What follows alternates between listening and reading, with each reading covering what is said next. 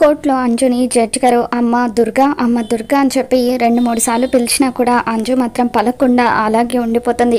అమ్మ దుర్గా, నీ పేరు దుర్గే కదా అని చెప్పి బోన్లో నిలబడిన అతను ఎవరు అని జడ్జి గారు అడుగుతూ ఉంటారు. దాంతో అంజు మా డాడీ అని చెప్పి అంటూ ఉంటుంది.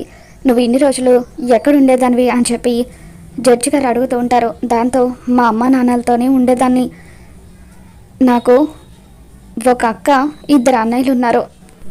వాళ్ళకంటే ఎక్కువగా నేనంటేనే మా మమ్మీ డాడీలకు ఇష్టం అని చెప్పి కొద్ది రోజుల క్రితమే మా అమ్మ యాక్సిడెంట్లో చనిపోయింది.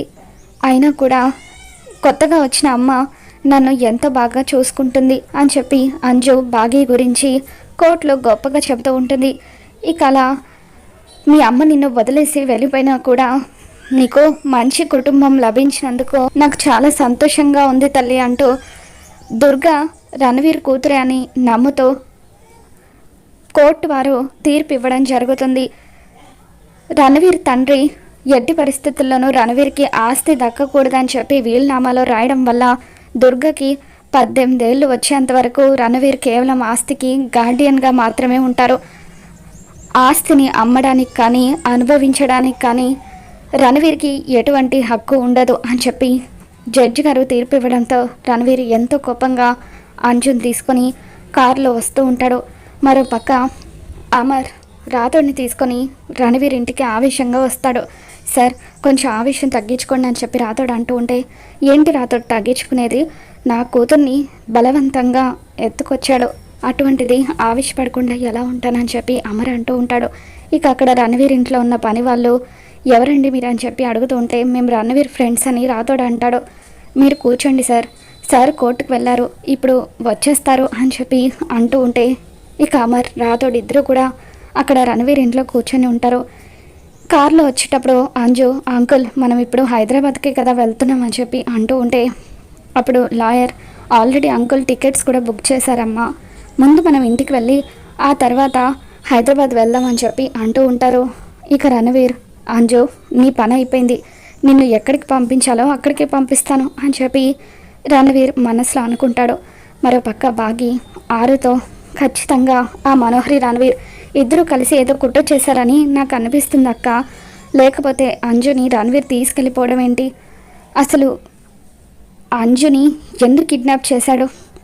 ఒకవేళ అంజుకి ఏదైనా జరగాలి, తన ఒంటి మీద చిన్న ఘాటు పడిన ఆ మనోహరి కారణం అని తెలిస్తే అస్సలు వదిలిపెట్టను అని చెప్పి బాగా ఆవేశంగా అక్కడున్న ఫైల్ని నెట్టిపడేయడంతో ఇక రాతోడ్ రణవీర్ గురించి ఎంక్వైరీ చేసేటప్పుడు రణవీర్ ఫోటోలు ఆ ఫైల్లో పెట్టడంతో ఆ పేపర్స్ అని కింద పడిపోవడంతో బాగి ఇద్దరు ఆ పేపర్స్ తీస్తూ ఉంటారు. ఇక ఆ ఫోటోలో రణవీర్ వేసుకున్న చైన్ అలాగే అంజు దగ్గర ఉన్న చైన్ ఒకటే కావడంతో అంజు రణవీర్ కూతురని తెలుసుకొని బాగి అమర్కి ఫోన్ చేస్తూ ఉంటుంది.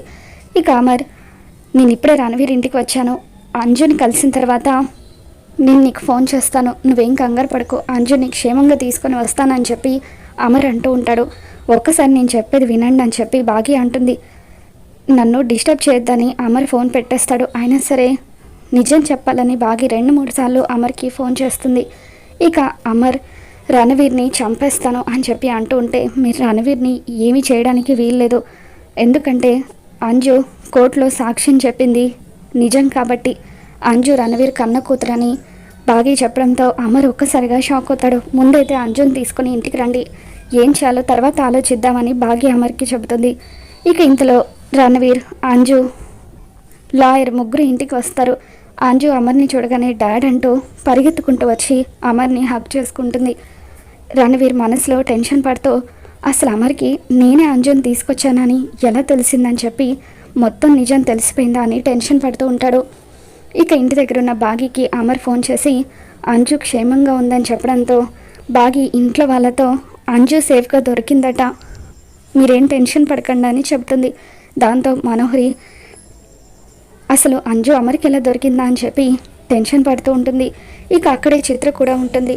చిత్ర మనోహరితో, చూడు మనోహరి, పాప దొరికిందని అంటున్నారేంటి, ఒకవేళ రణవీర్ అమర్కి దొరికిపోయాడేమో, నీ గురించి నిజం తెలిసిందో లేదో అది కనుక్కో ఫస్ట్ అని చెప్పి చిత్ర అంటుంది. బాగి మనోహరి వైపు కోపంగా చూస్తూ గదిలోకి వెళ్ళిపోతుంది. మనోహరి టెన్షన్గా రణవీర్కి ఫోన్ చేస్తూ ఉంటుంది. మరి రాబోతున్న ఎపిసోడ్లో ఏం జరగబోతుందో మళ్ళీ మన ఛానల్లో తెలుసుకుందాం. ఈ వీడియో మీకు నచ్చినట్లయితే తప్పకుండా లైక్ చేయండి.